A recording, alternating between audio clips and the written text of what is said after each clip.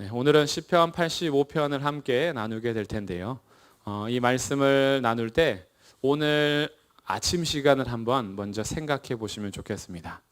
오늘 눈을 딱 떴을 때 그 시간에 어떻게 시작하셨는지, 오늘 나의 아침은, 때로는 나의 새벽은 어떻게 시작했는가, 눈 떠서 어떻게 하셨어요?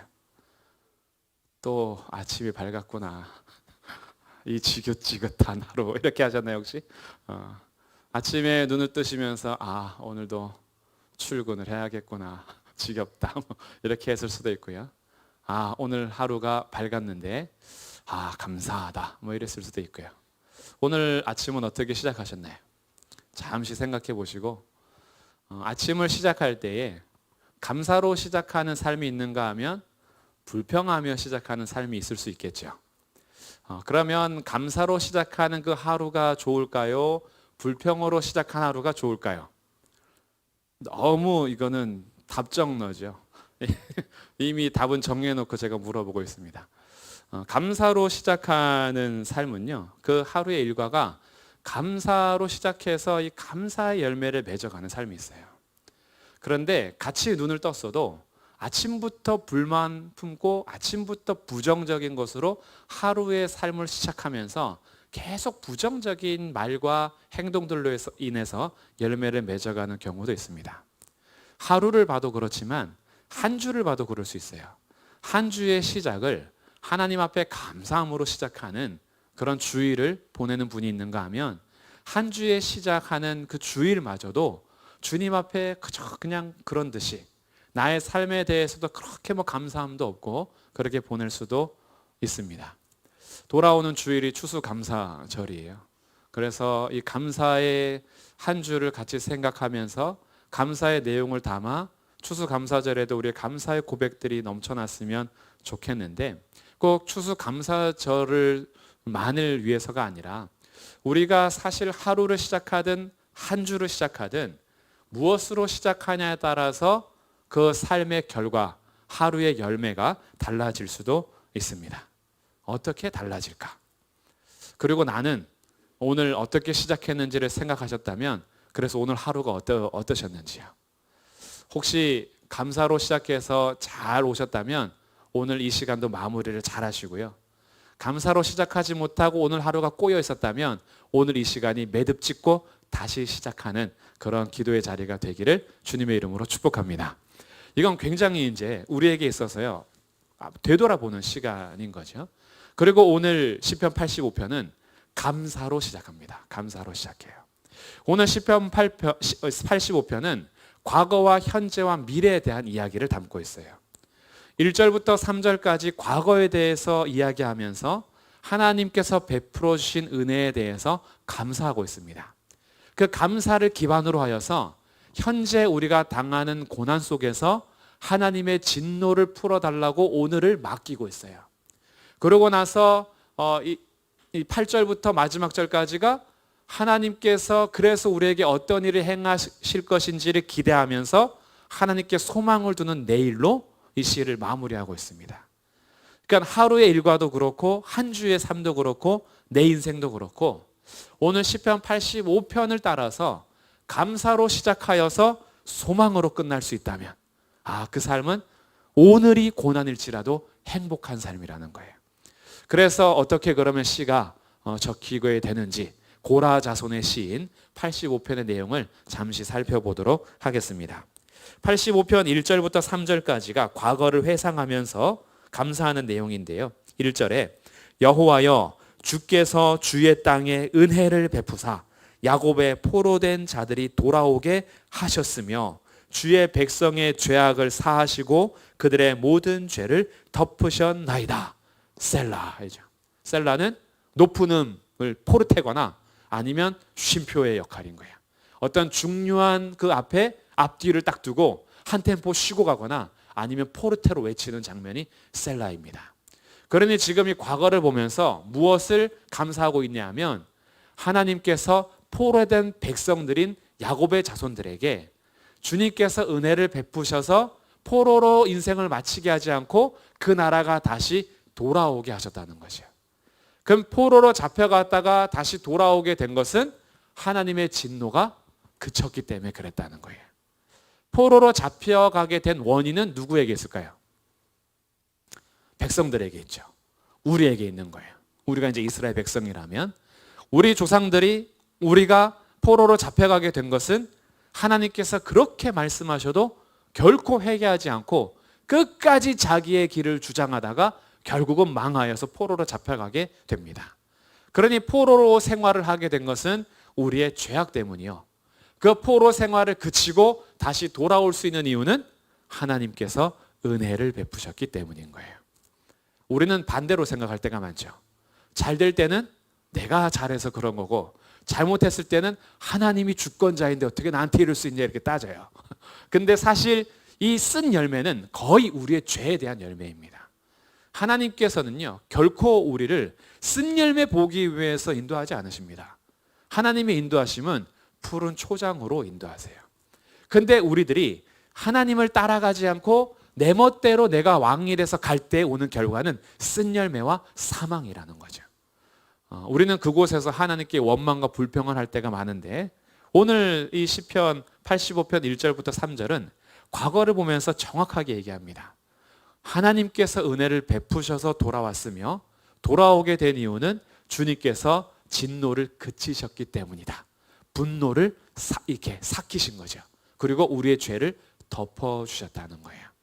이게 과연 이스라엘에게만 해당하는 일인가? 그렇지 않죠.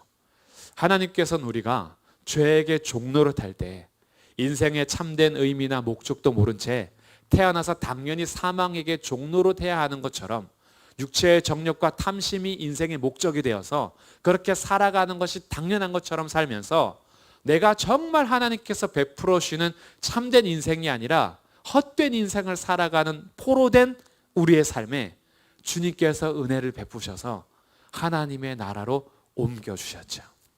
이 세상에 포로된 자들을 주의 사랑의 아들의 나라로 옮겨주셨어요. 그 구원의 은혜를 생각하면서 감사할 수 있다는 거예요. 도대체 코로나19가 장악한 2020년에는 무슨 감사를 할 수 있는가?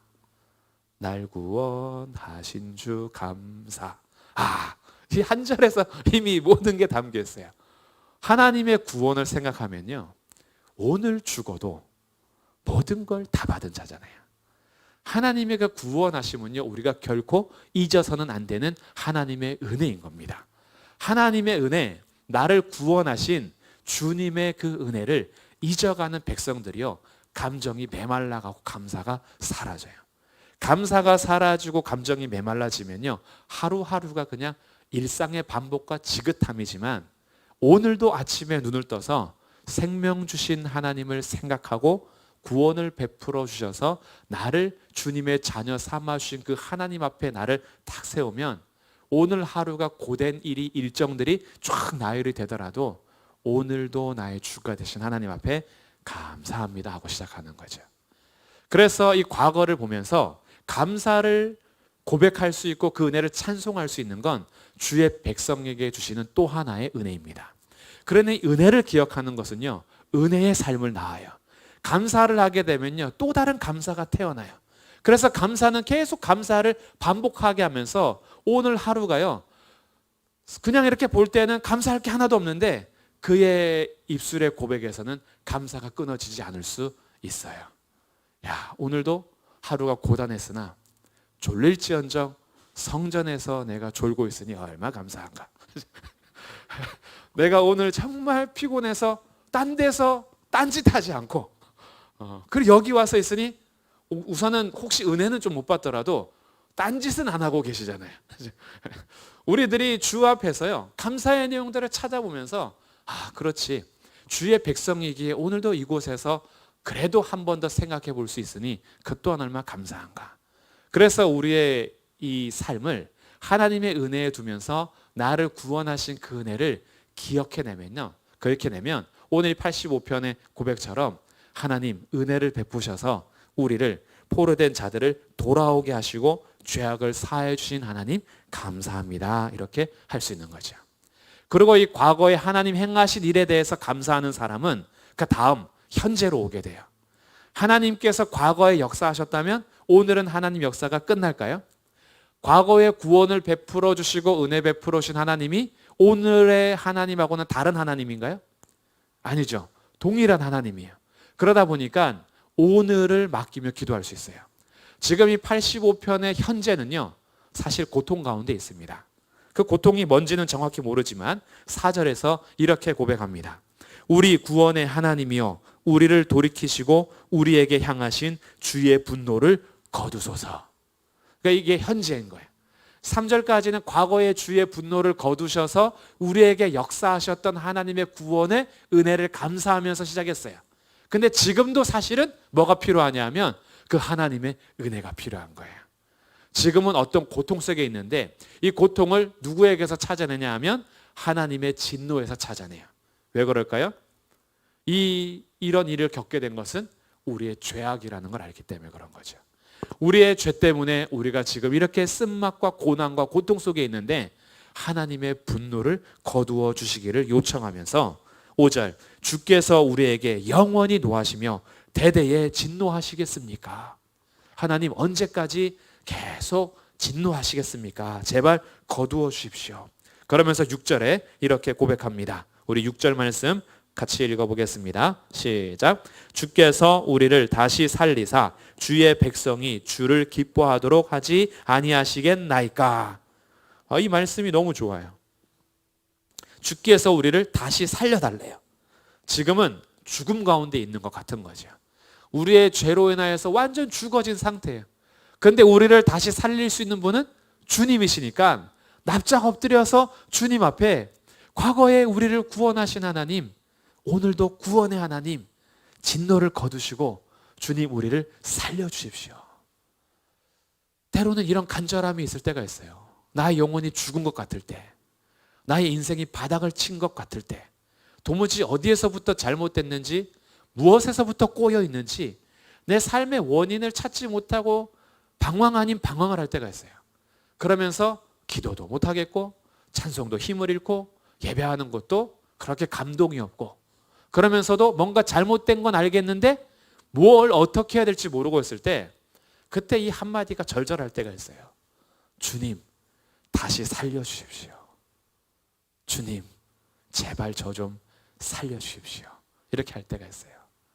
그러면 무엇이 진짜 살아나는 것인가? 그것까지도 오늘 의미를 알려줍니다. 다시 살리셔서 주의 백성이 주를 기뻐하도록 하지 아니하시겠나이까? 우리의 회복은 어디에서 알 수 있냐면 내가 주님을 기뻐하느냐에서 점검이 됩니다. 우리의 영혼이 살아났다는 것은요, 주님을 기뻐하는 것으로 그 열매가 드러나는 거예요. 우리의 살아난 것이 자신의 그냥 편안함이 아니에요. 우리 7교회를 살펴봤지만 4대 교회나 라오디게아 교회는요, 부유하고 괜찮았어요. 박해도 없고 별로 문제가 없었어요. 건강했어요. 돈도 많았어요. 하고 싶은 거 마음대로 했어요. 그래서 자기들은 부유한 줄 알았고 자기들은 떳떳하고 그리고 교육도 많이 받고 잘 산다고 생각했어요. 근데 주님이 뭐라 그래요? 죽은 교회다. 주님은 미지근한 교회라서 토해낼 것이다. 너희의 실상은 가난하고 너희의 실상은 벌거벗으신 상태다. 그래서 우리의 영혼이 살았나 죽였나라는 기준이 내가 오늘 얼마나 행복한가에 두시면 안 돼요. 내가 얼마나 문제가 없는가 여기에 두시면 안 된다는 거죠. 우리는 나의 편안함에 속을 수 있어요. 편안함이 진짜 평안은 아니거든요. 그냥 나에게 아무 문제 없음이 그것이 죄도 안 짓고 그래서 하나님 진노도 안 하신다고 생각할 수 있어요. 반대로 생각하면요, 그건 그냥 내버려 두심일 수도 있거든요. 진노 가운데 그냥 버려둔 걸 수도 있어요. 그래서 우리가 진짜 영혼이 살았냐라는 것을 점검하는 게 뭐냐 하면 나의 영혼이 주님을 기뻐하는가, 이것에서 점검할 수 있는 거예요. 주님이 기쁘지 않다면 주님으로부터 오는 뭔가 말고요, 주님으로부터 떨어지는 선물 말고 주님 그분이 나에게 기쁨이 되지 않는다면 내 영혼에 뭔가 문제가 있는 거예요. 이것을 진단할 줄 아셔야 되는 거죠. 그래서 오늘 그것을 구하는 거예요. 하나님 영원토록 대대에 진노하시겠습니까? 주님 우리를 다시 살리사 우리로 하여금 주님을 기뻐하게 하지 아니하시겠나이까? 주님을 기뻐하는 거. 주님을 기뻐하면요 바보 같아요. 뭐가 없는데 그냥 실실거리고 있어요. 그 주님이 너무 좋아가지고요. 그냥 쟤는 왜 저런가 라고 할 정도로 나도 내가 이해가 안 될 때 있어요. 내가 왜 이런가? 다들 코로나 때문에 우울하다는데 나는 주로 인해서 이렇게 기뻐하고 있으니, 이 주님과 함께 동행하면서 주로 인해서 기뻐하는 그것이 내 영혼이 살아있다라는 거예요. 그런데 다른 것에서는 기쁨을 얻는데 주님 앞에 나올 때 기쁨이 사라지잖아요. 그 영혼이 문제가 있는 거예요. 교회 오기 전까지는 그렇게 신났어요. 예배가 시작되자마자 우울해져요.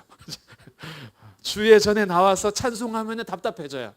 노래방 가서 코인을 넣고 한 곡 뽑아야 기쁨이 넘치는데 여기에서 찬양하는 건 뭔가 내 마음을 자꾸 답답하게 해요. 그거는 영혼이 지금 문제가 있는 거예요. 나의 영혼이 진짜 살아나면 주님을 기뻐하게 됩니다. 그래서 이런 간절함이 있어야 돼요. 주님, 제 영혼이 죽어갑니다. 제발 저를 살려주셔서 주를 기뻐하게 해주십시오. 그래서 이 6절이 저한테는 오늘 굉장히 좋은, 좀 인상 깊었고 제 가슴에 확 꽂히는 그런 말씀이었어요. 그러면서 그가 이렇게 요청합니다. 우리를 살려주시는 근거를 어디에 두냐 하면, 하나님 내가 잘 살지 않습니까? 여기에 두지 않아요. 하나님 제가 오늘 기도했잖아요. 하나님 제가 헌금 많이 했잖아요. 여기 두지 않고요. 자기를 살려달라는 그 기원을 어디 두냐 하면 7절에서 여호와여 주의 인자하심을 우리에게 보여주십시오. 우리가 살아날 수 있는 근거는 하나님의 인자하심에 있습니다. 하나님께서 베풀어 주시는 은혜, 하나님의 변치 않는 사랑, 하나님의 조건 없는 사랑, 그 사랑 때문에 살아나는 거예요. 우리를 위해서 예수님께서 십자가에서 죽으신 이유는 나의 행위나 나의 됨됨이 때문이 아니었어요.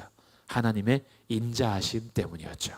우리가 오늘도 과거를 회상하면서 구원의 하나님을 기억하며 감사하면서 오늘을 내가 혹시나 못 살았어도 주님 앞에 다시 간구할 수 있는 이유는 하나님의 인자하심 때문이에요. 내가 기도의 분량을 어느 정도 해놔야지만 주님께서 용서해 준다라고 했으면 우리는 그 기도의 분량이 차기까지는 결코 용서에 대한 확신도 없고 용서를 받을 수도 없겠죠. 근데 그 기도의 분량이 하루에 1시간이면 그나마 할 만할 텐데, 하나님께서 만약에 하루에 1시간이 아니라 너가 용서받으려면 기도 시간을 한 10,000시간 채워야 된다 이랬다면 그럼 어떡하시겠어요? 우리들이 우리의 행위를 가지고 용서받는다고 했다면 우리들은요 사실 용서받을 길도 없죠. 오늘을 구할 수도 없어요. 하나님께서 야 너 헌금 많이 한다 하는데 너가 분량을 차려면 나한테 헌금을 내는 액수가 10조는 돼야 돼, 이렇게 말씀하셨다면 헌금 드리면서 무슨 우리가 갚겠다고 할 수 있겠어요? 근데 주님은요 온 세상 만물을, 우주를 창조하신 분이 우리한테 무슨 돈을 더 요구하시겠다고 하시겠어요? 그런 게 아니잖아요. 주님께서 우리에게 용서하시고 우리가 오늘 이 시간 같이 기도할 수 있는 근거는 우리의 행위에서 온 것이 아니라 하나님의 인자하심 때문인 거예요. 그래서 여기 오기 전까지 하나님과의 관계가 끊어져 있었어도 오늘 다시 하나님 앞에 주님 살려주십시오라고 기도할 수 있는 건 주님의 인자하심 때문에 가능한 거예요. 이렇게 자격이 없다라고 할 수 있는 분이 있잖아요. 내가 방금 전까지만 해도 하나님 그렇게 생각 안 했는데 내가 무슨 면목이 있어서 하나님 앞에 다시 살려달라고 하는가? 내가 지금 방금 전까지만 해도 주님 전혀 기뻐하지 않고 다른 것에 기쁨에 빠져 있었는데 내가 무슨 얼굴이 그 낯짝이 두꺼워서 주님 앞에 주님 제가 주님을 다시 기뻐하게 해주십시오 라고 간구할 수 있겠는가? 라는 스스로의 무너짐과 속임이 있을 수 있는데, 우리가 오늘 다시 그렇게 기도할 수 있는 이유는 우리에게서 나타나는 것이 아니라 하나님이 인자를 베풀어 주시기 때문에 가능합니다. 그러니까 오늘을 구할 수 있는 거예요. 어제, 과거에 주님께서 나에게 은혜를 베풀어 주셔서 용서하시고 구원해 주신 그 하나님이 오늘 나의 구원의 하나님이시기 때문에, 그래서 날마다 죄가 깨달아지는 순간 그때가 무릎 꿇을 때인 거죠. 내가 죄 안 지을 때가, 죄진 거 없어가지고 죄책감 없을 때가 당당하게 나올 수 있는 우리의 어떤 의로움이 있잖아요. 나 오늘은 성경 말씀만 붙들고 살았어. 나는 오늘은 정말 찬송만 하면서 살았어. 오늘은 기도할 자격이 있어. 그래서 혼자서 막 은혜를 또 받아요. 난 오늘을 완벽하게 살았어. 막 이렇게 할 수 있는데 오늘 하루 종일 죄만 짓다가 왔어요. 그럼 주여, 내가 무슨 찬송을 하면 무슨 기도를 합니까? 저를 그냥 죽여주십시오. 이렇게 나올 수 있잖아요. 근데 그때 우리가 들어야 될 메시지가 뭐냐 하면 우리의 행위 때문에 주님이 우리를 다시 구원하시는 것이 아니라 주님이 인자하시기 때문에, 그래서 그걸 요청하는 거예요. 여호와여 주의 인자하심을 우리에게 보이시며 주의 구원을 우리에게 주소서. 하나님의 구원은 하나님의 인자하심에서 온다라는 것을 기억하십시오. 그러니까 오늘이 늦지 않은 거예요. 오늘이라도 다시 나올 수 있는 겁니다. 이렇게 현재를 맡기면서 이제 미래를 소망하면서 요청하는 것이 8절부터 13절이에요. 이렇게 고백합니다. 8절, 내가 하나님 여호와께서 하실 말씀을 듣겠습니다. 이제 결단하는 거예요. 주님께서 구원을 베풀어 주십시오. 그리고 이제 나는 주의 말씀을 듣겠습니다. 무릇 그의 백성, 그의 성도들에게 화평을 말씀하실 것이라. 그들은 다시 어리석은 대로 돌아가지 말지로다. 이렇게 결단하면서 선포하고 있어요. 다시 어리석은 대로 돌아가지 마라. 이게 뭐예요? 하나님 말씀을 떠나서 우리가 주인 되는 삶으로 돌아가지 마라. 우리의 삶은 이제 하나님께 복종하며 주의 말씀을 듣는 삶이어야 한다. 진실로 9절, 그의 구원이 그를 경외하는 자에게 가까우니 영광이 우리 땅에 머무를 것이다. 이제 앞으로 주님을 경외하는 자들에게 하나님께서 그 땅에 영광을 베풀어 주실 것이며 인애와 진리가 만나고 의와 화평이 서로 입맞추었으며, 놀라운 하나님의 나라에 지금 임하심이에요. 하나님의 나라가 이렇게 임재하셔서 사랑과 진리가 만나고 의로움과 화평이, 평화가 서로 입맞추는 그런 나라가 우리 가운데 펼쳐질 것이다. 11절, 진리는 땅에서 솟아나고 의는 하늘에서 굽어보도다. 하나님의 통치가 완전히 이루어지는 미래. 12절, 여호와께서 좋은 것을 주시리니. 이 좋은 것에는 여러 가지가 포함되어 있죠. 그 중에서 우리에게 가장 좋은 것은 성령을 선물로 주시죠. 주님을 경외하는 자에게 이런 선물을 주시면서 우리 땅이 그 산물을 내리로다. 하나님께서 공급해 주시는 선물로 인해서 여러 가지 열매들을 맺게 됩니다. 그리고 13절, 의가 주의 앞에 앞서가며 주의 길을 닦으리로다. 하나님께서 앞서 행하시는 것들을 찬송하면서 내일을 소망하며 걸어가는 거죠. 그래서 감사로 시작하는 것은요, 소망으로 끝날 수 있는 거예요. 오늘이 고난일지라도, 오늘은 우리는 과정이니까, 오늘이 우리의 삶의 결말이 아니니까요. 오늘은 여러 가지 일들이 반복될 수 있어요. 그렇게 기쁘다가도 슬플 수 있어요. 즐거움이 벅차가다가도 슬픔이 밀려올 때가 있어요. 오늘이 충만했다가도 내일은 무너질 수 있어요. 오늘의 삶이라는 것은 사실은 여러 가지 인생을 겪어가요. 그러나 이것이 우리의 인생의 아직 결론은 아니에요. 그런데 감사로 시작하는 주의 성도들은요, 주님의 구원하심과 나의 목자 되심에 대해서 감사하면서 시작하는 성도들은 현재 나의 모든 것을 맡길 수가 있어요. 그러니까 내일을 기대하고 소망하게 됩니다. 오늘 무슨 일이 있더라도 내일 인자와 인애가 가득할 하나님 나라를 인도하실 그 주님의 나라를 사모하면서, 그래서 오늘을 인내함으로 믿음으로 살아가는 거죠. 이게 주의 성도들에게 주시는 복입니다. 그러니 감사는 우리를 살리는 거예요.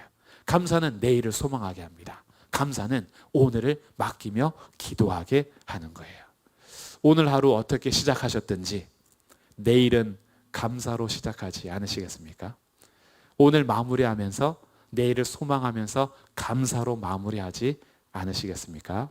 시편 85편을 통해서 우리에게 주어진 구원에 대해서 감사하고 오늘도 여전히 구원의 하나님이신 앞에 맡기며 내일 주의 나라를 완성하실 그 나라를 소망하면서 오늘 기도의 자리가 하나님께서 베풀어 주신 은혜가 충만한 자리가 되기를 주님의 이름으로 축복합니다. 아멘. 우리 마지막에 불렀던 찬양이요, 부부가 작사한 거거든요. 예배 인도자들입니다. 이 부부가 예배 인도자인데 자녀가 4명이 있었어요. 그 자녀가 4명이 있는데 이 원래 제목이 신실하신 하나님입니다. 그리고 부제가 뭐냐 하면 기드온을 위하여인가? 기드온의 노래입니다. 기드온의 노래. 근데 기드온은 성경에 나오는 기드온이 아니라 그 부부의 셋째 아들의 이름이에요. 네, 셋째 아들이 태어나서 얼마 안 있다가 약해서 죽습니다. 근데 그 아들을 보내고 나서 부부가 밀려오는 슬픔을 그 어떤 것으로도 채울 수가 없었어요. 뭐 자녀가 4명이라고 해서 셋째가 죽은 것이 막 굉장히 괜찮고 이러지 않잖아요. 근데 이 슬픔과 도무지 일어날 수 없는 어려움을 어디에서 회복했냐 하면 주님 보좌 앞에서 회복하게 된 거예요. 주님 보좌 앞에 나아가니까 우리 하나님이 신실하신 하나님인데 우리에게 주신 이 자녀가 실수가 아님을 인정하는 거예요. 단지 며칠 못 살다가 갔더라도, 정말 태어나서 얼마 안 있다가 병들어서 죽음으로 보내줄 수밖에 없었더라도 이 아이는 실수가 아니다. 하나님께서 너무나 경이롭고 놀랍게 우리에게 주신 선물이고 그 하나님이 신실하시기 때문에 우리가 어떤 소망을 갖게 되냐면 하나님 나라 가서 다시 그 기드온을 만나게 될 것을 소망하게 되는 거죠. 주님의 보좌 앞에 나왔을 때 위로를 받은 거예요. 주님의 보좌 앞에 기도하면서 평화를 느낀 거예요. 그래서 그 부부가 한 절 한 절 가사를 기록한 노래가 제가 마지막에 불렀던 그 노래예요. 근데 우리가 꼭 자녀를 잃어서가 아니라 우리의 인생 속에서 하나님의 신실하심을 고백하는 자리가요, 사실 우리에게 모든 것을 다 베풀으시는 뭐 불평도 없고 불만도 없고 모든 것이 뭐 다 괜찮아 찬송할 만한 이런 자리가 아니더라도 우리의 삶의 모든 역경과 어려움과 고난 속에서도 하나님은요 여전히 신실하십니다. 그리고 그 신실하신 하나님을 어디에서 경험할 수 있냐 하면 주의 보좌 앞에 나왔을 때 그 보좌로부터 베풀어주시는 참된 평화와 안식과 위로가 있어요. 하나님께서만 주실 수 있는 위로.